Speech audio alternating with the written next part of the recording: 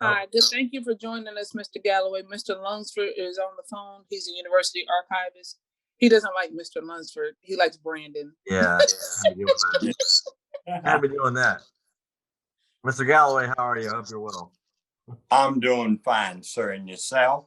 I'm hanging in there. You ready for this winter storm? No, I am not. I have a feeling it's just gonna be a bunch of snow and ice or sleet and ice, and I don't want that. Yeah. Well, they really don't know at this point. I It's guess sort of back and forth, so they're sort of wait and see on this one. well, we'll find out, I guess. Oh yes. Well, Mr. Galloway, I mean, we're here to talk about your service, so I'm just gonna let you have the floor. I don't know much about your story, so I'm not even sure what to ask you yet. So you just tell me how you got to the service. Uh, where you want me to begin with my service career, Well, I or suppose how you got there. I mean, this, yeah, how you got. So when you were, what directed you towards the service? I suppose first of all, that's what I'm curious about. What made you want to serve? well, to be honest with you, I got a little bored. I had lived from home down at my former home or birthplace, which was Spartanburg, South Carolina. And upon graduating, I came home and enrolled in John C. Smith. And I was going for a semester. And I sort of got bored and seemed like I couldn't find my way or whatever.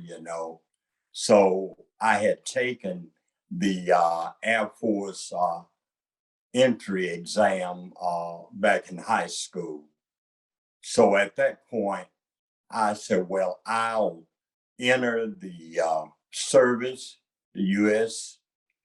Air Force, and I'll go to school while I'm in there. And maybe I'll find my connect, so to speak.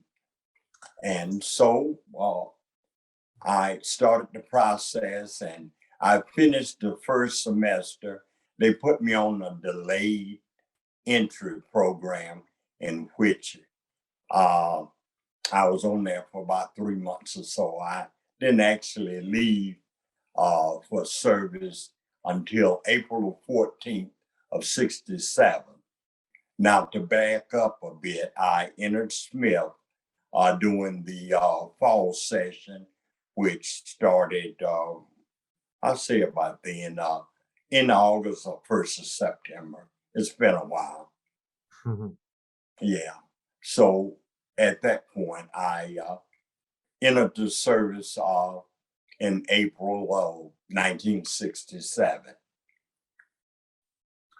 So you said you took the entrance exam in high school. Where did you go to high school? Carver High in Spartanburg, South Carolina. Okay, huh? Interesting. So, why the Air Force? What was there a particular reason you wanted to go to the Air Force and not any other branch? Mm, not really.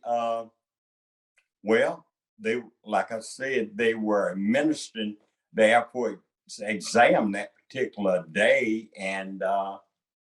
Hmm. and I decided to go ahead and take it. It was a number of us that took the exam then, and I'm not sure exactly.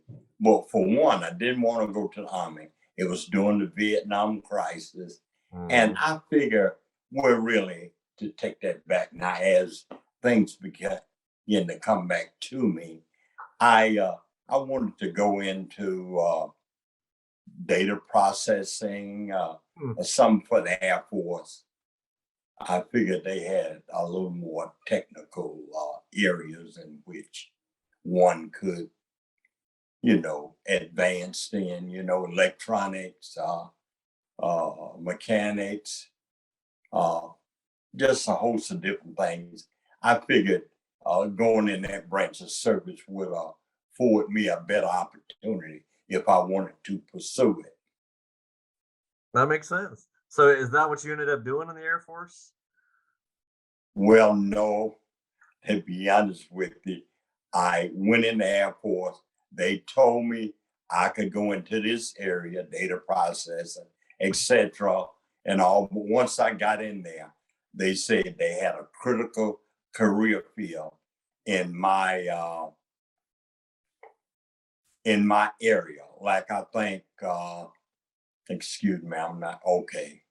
I was just trying to recall. They had 4 areas of testing to see what would be your best fit.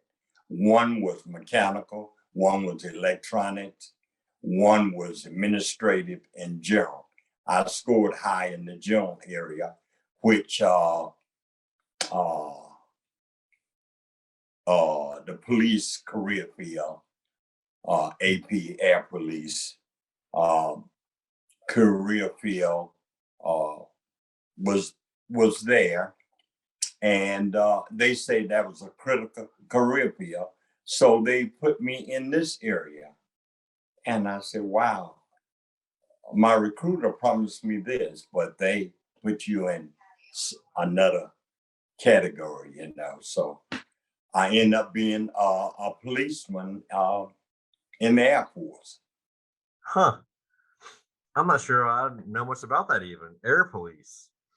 Yes, yes, and I later became a combat security police, and we then considered ourselves Blue Berets. Hmm. It was a new unit formed to aid the bases in Vietnam. So, if I may try to be brief and short, I went after basic, went to the police academy, which was there at Lackland Air Force Base in San Antonio, Texas. And upon finishing basic, like I said, I went to the police academy. I finished that. I think that was about 8 weeks of training. After that, we got assigned. And be honest with you, I wanted to stay stateside.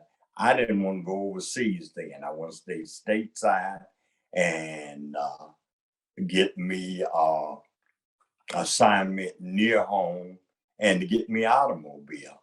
But by me not volunteering, and I think I was pretty much at the top of my class for as seniority, I put it like that. I don't know how that worked because we was all there, maybe some dates or whatever. But anyway, I had a preference of say maybe within the at our top 10 in our class, I had a preference of selecting where I wanted to go. And so I didn't want to volunteer for any overseas assignment. So I got assigned to Tula, Greenland at the North Pole. And that was 1 year assignment. And I tell you, it was quite an experience. Uh, 24 hours of darkness, 24 hours of daylight. It was almost like being in a prison because you was on this big old island up there, and there are only two ways to get on and off. That's by air or by boat. And of course, during the wintertime, when all the glaciers and all come in and the lakes freeze over, then no ships come in then to bring supplies. They had to do it prior to that early fall or, late spring or what have you. Wow. But anyway, I actually spent about, I want to say 10 and a half months there out of the 1 year tour. And in brief, I'll let you know or what happened in that. Like they allowed us, from a mental standpoint, they allow us to take up to 30 days leave to come back to the United States or go wherever. So I elected to come home for 30 days, in which I did. On my way back, I had to leave out of McGuire Air Force Base in New Jersey. And upon checking in, I couldn't get on the manifest. So I ended up staying in transit for 2 weeks.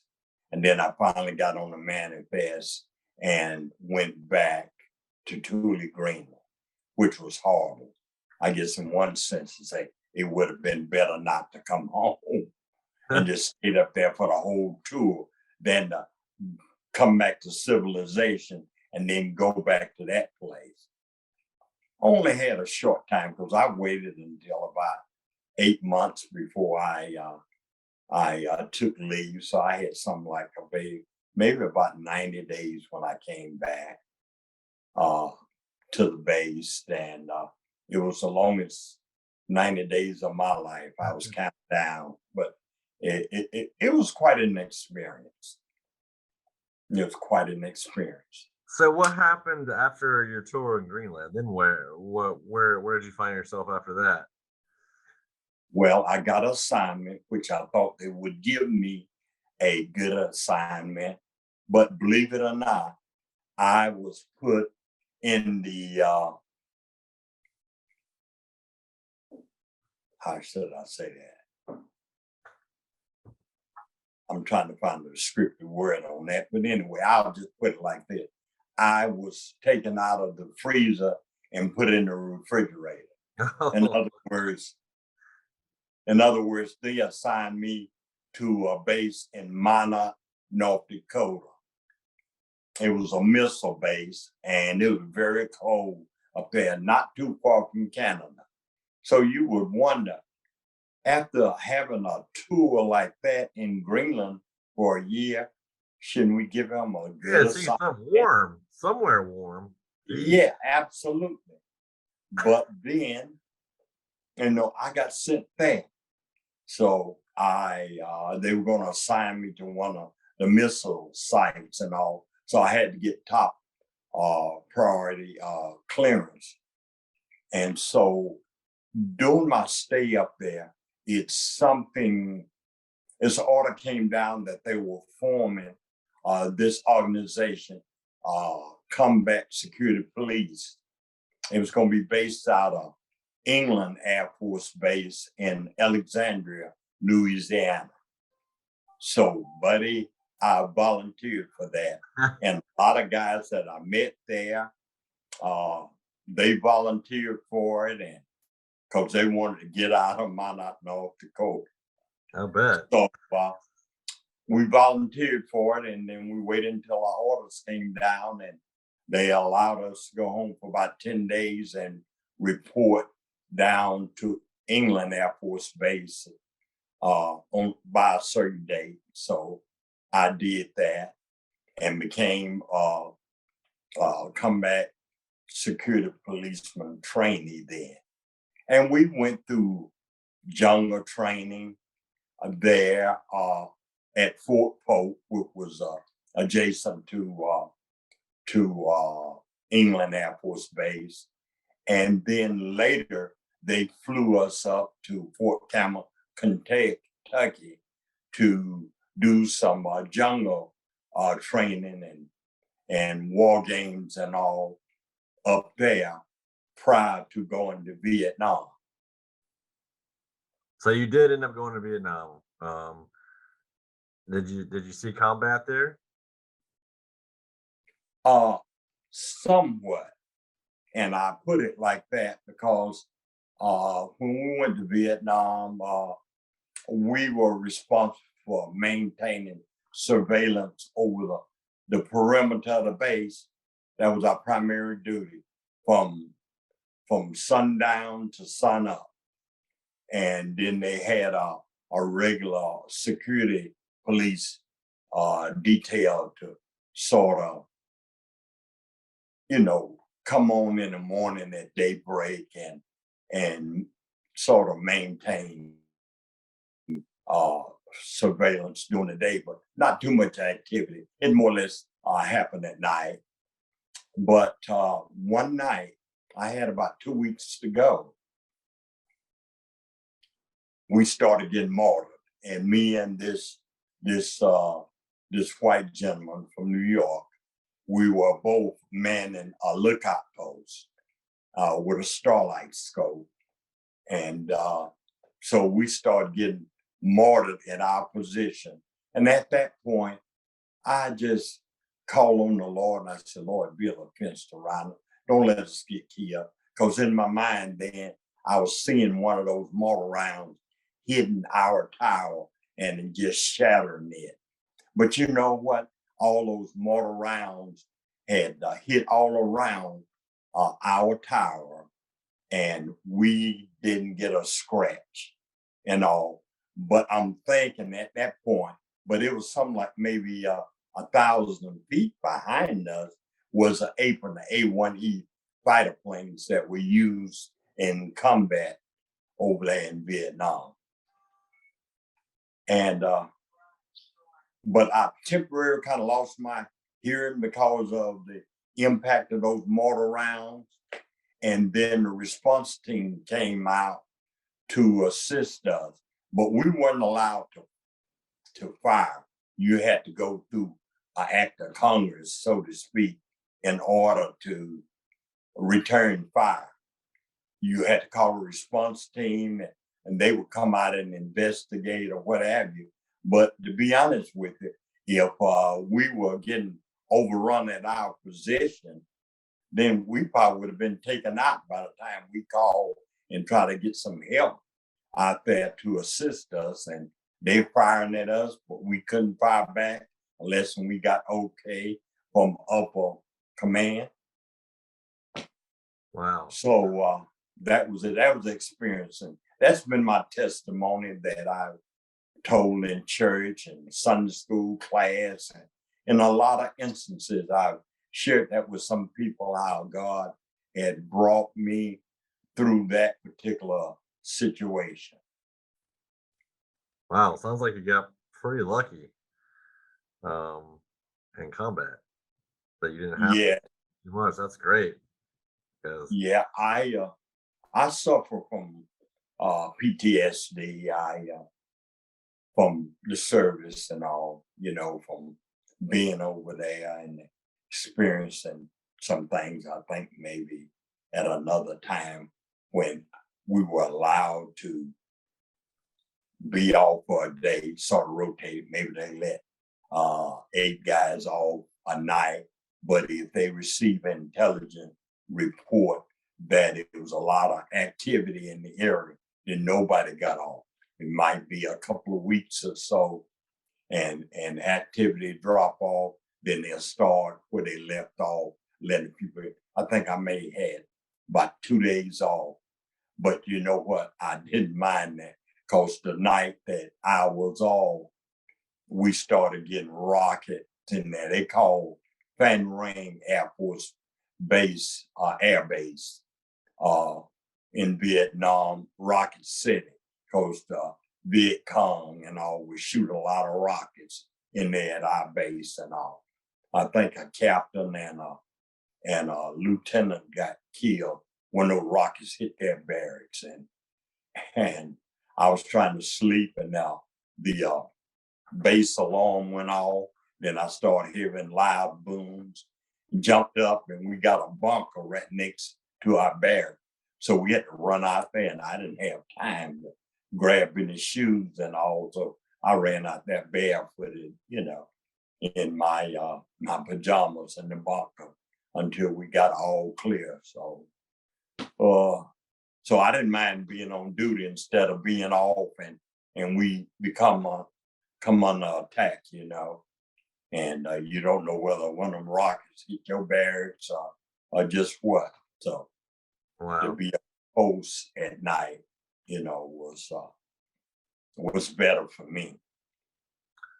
So I spoke to another gentleman about his service, and a lot of this exhibit and a lot of what we're talking about is the fact that you guys are, African Americans in a war that you may not have felt was a war you needed to fight. And I asked him, because I asked him if he experienced racism in the service and how he felt about fighting alongside white soldiers and things like that. And his response was very interesting. I thought was it was kind of the opposite of what I would have imagined that things like racism, although that happened to him, he thought really being with the guys that he was with in his unit kind of erased a lot of those things because they were all together and in it in the same, you know, they had each other's backs, I suppose. So it was something that the race was less important than it would have been, had they not been together overseas or in combat. What do you think about that? What was your experience? I agree with him. I didn't experience any racism. A couple of my best friends were white, and in fact, one of them lived uh, here in Charlotte, believe it or not Niagara, Charlotte, but in the area, Newton Conover area. If Mhm. you're familiar with Oh yeah, that, yeah. yeah, yeah. And he and I would leave at the same time. We got assigned. In fact, if I just real brief, I met him in basic training, and he told me where he lived, and we came home together, and he went to Newton, and we were supposed to report to our next duty station, and he and I met and flew out of Charlotte together. So we spent some good times together and all, and I didn't uh, I didn't experience any racism in the military. All the friends that I you know made while I was in there. They were all good. We all had a good time together and, had each other's back, especially over in Vietnam. Right. Well, how Yeah. how long did you end up being in the service? Let's say after Vietnam, were you still, active after that? Right. Well, shortly after we returned from Vietnam, they sort of disbanded our group, and then we got reassigned to a base as a security policeman.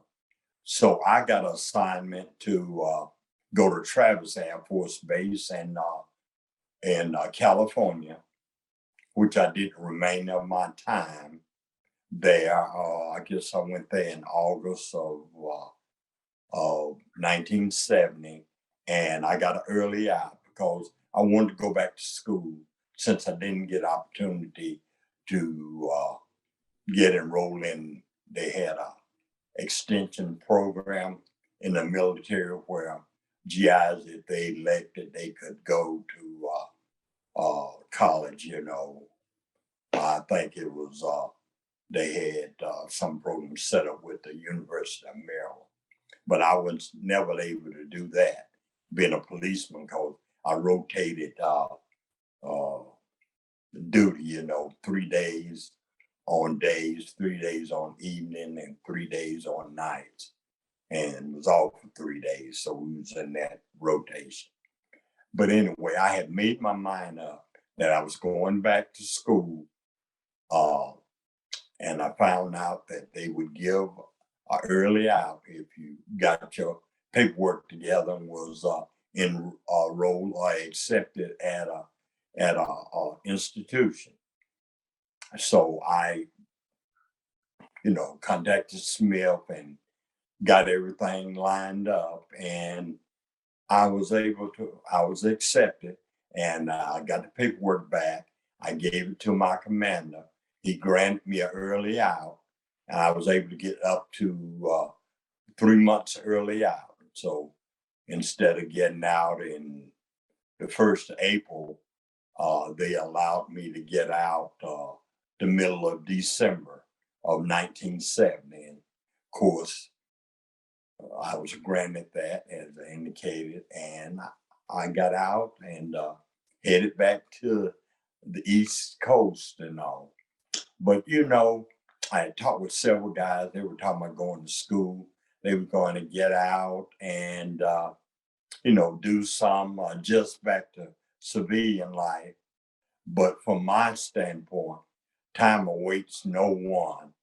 And I said I was going to have to make the adjustment while I was going to school because I had signed up to start back to school in January and I was just getting out in the middle of December. So I did that. It was a little adjustment, but not much. And in the process, through my 3 years at Smith, then I was able to graduate cum laude. Wow. So I knew in my mind that I wanted to get an education, get out, and get a real good job, whether it was in corporate America or something else. And of course, I applied myself. A little bit difficult. I got married while I was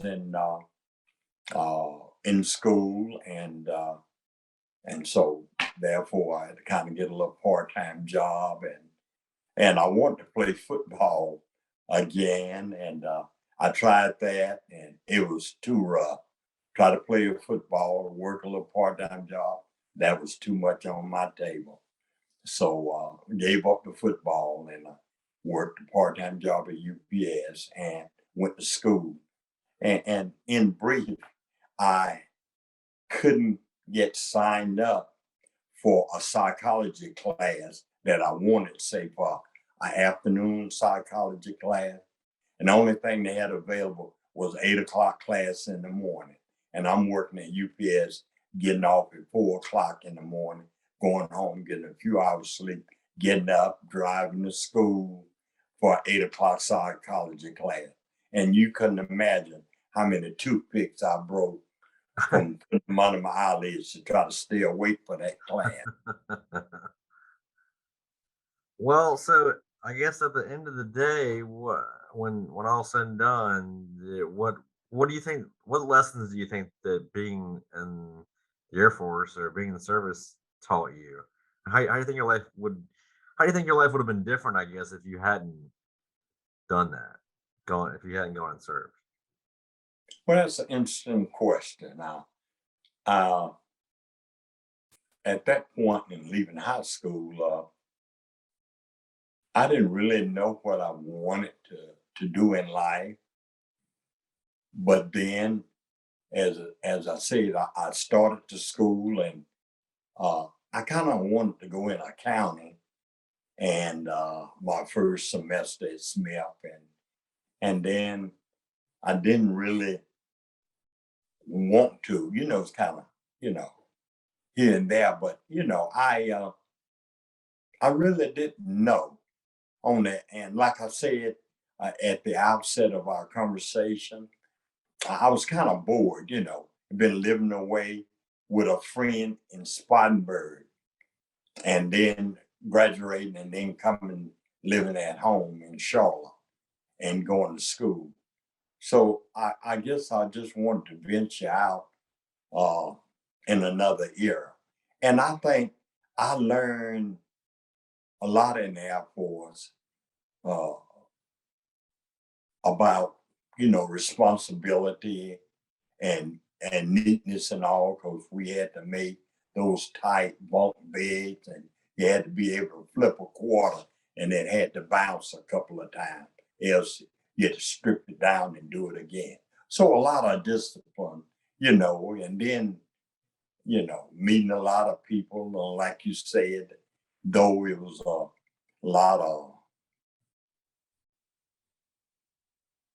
racial barriers, say on the outside of military, but we didn't experience that in there. We were all like a band of brothers, so to speak.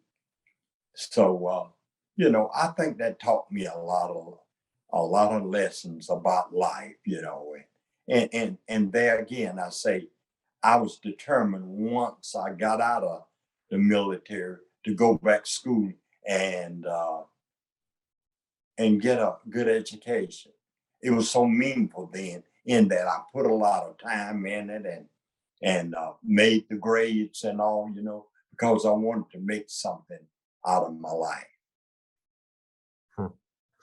Well, that's great. I've really enjoyed this talking to you about it because it's so similar in many ways to what the other gentleman talked to me about. It seemed like you had a lot of the same experience because he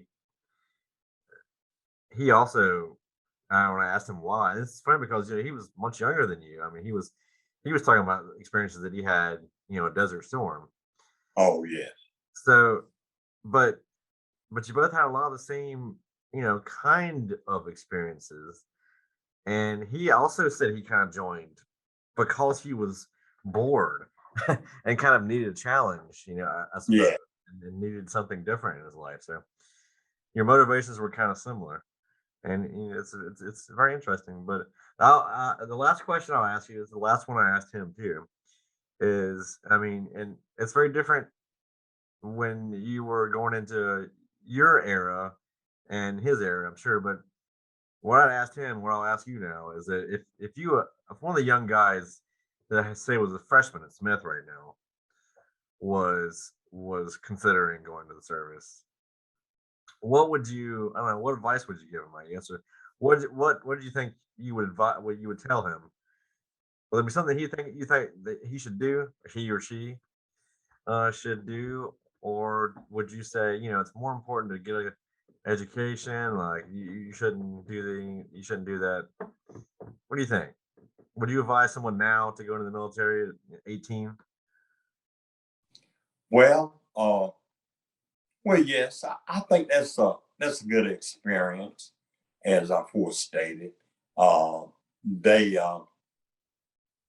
they would, so to speak, when I went in, and I'm sure that sort of had have that same point to break you down, to strip you. Some guys might consider themselves macho or something, but going in the military, they strip you down and build you up. And I think going in the military would build character and all in one. And there are so many things areas you can go into, and like I had indicated to you earlier about going into data processing or accounting or something of that nature. It's a wide range of area that you could go into. Even going into that, you could be a jet engine mechanic, or you could now be a pilot, or you could go into electronics.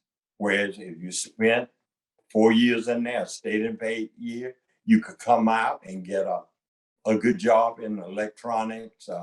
It's just a widespread uh, area that you could go into to make a life for yourself, not necessarily, going to college if you decide, well, don't want to I don't know if I want to go to college or not, or I don't have the funds to go to college and all. But maybe if I go in the military for a while, they have a GI Bill. I'm not sure how they're structured now, but back when I went in, we had the GI Bill, and once you got out of the military, if you wanted to go to school, then you could go to school. In fact, I did. Went on the GI Bill, and of course they gave me so much a month to go to school, and so that's what I did. But the bottom line, I would advise, I'd say, if you're interested in getting into certain areas, there again, I say accounting, electronics, mechanics, admin services, etc. Then you could go in there and learn that just as well as going to college, or you can go in there and learn that, and then come out and uh, as you have matured, go to college develop a career field to your liking. Great. Yeah. Well, that's really all I have for you. I guess I think you answered all the questions that I really wanted to know. I sure appreciate you sharing that. I know it's a lot. Yeah, a Oh lot of yeah, you people. quiet. Hopefully, I didn't deviate too much, but No, no, you were I didn't great. want to take over that. But I wanted to try to cover all the bases as Yeah, far as my military. yeah. I wanted you to take over because I just wanted to hear the whole story. So that was really what this is all about is just getting your experiences. So I really appreciate you being so forthcoming and you really did cover all the bases. It was great. Thank you so much for doing that. Yeah, you quite well. But on a final note, like Mhm. I would tell anyone is to always put God first in your life. I know my parents prayed for me when I went to Vietnam that nothing wouldn't happen to me. And my best friend that I went to high school with, and we were peanut butter and jelly, so to speak. Hmm. And he got killed. He went in the army. I was trying to get him to go to college, but he didn't have the fund. So he got a job, and then he was drafted and went in the army and all. And he got killed. Who was communicating during the time he was in the army, and I was in the Air Force and all. That was prior to my even going over there. But anyway, uh, back to what I was saying. Put God first in everything, and He would direct your path, and that's what He have done to me. I'm approaching 75 years old. He promised us uh, 70, and I'm beyond that, and I consider it a plus and all. But I try to tell my grandchildren, I'll always put the Lord first in everything you do, and you'll have success at it. Thank you very much. Thank you very much, sir. And thank you Yes. so much for serving your country and for talking to me here today. And I wish you all the happiness you can find. All right, you as well. It's been a pleasure talking with you, and I wish you well. All right. Thank you, Mr. Galloway. It's Yeah. Keisha. I've just been listening. So Keisha. thank you so much for sharing your story.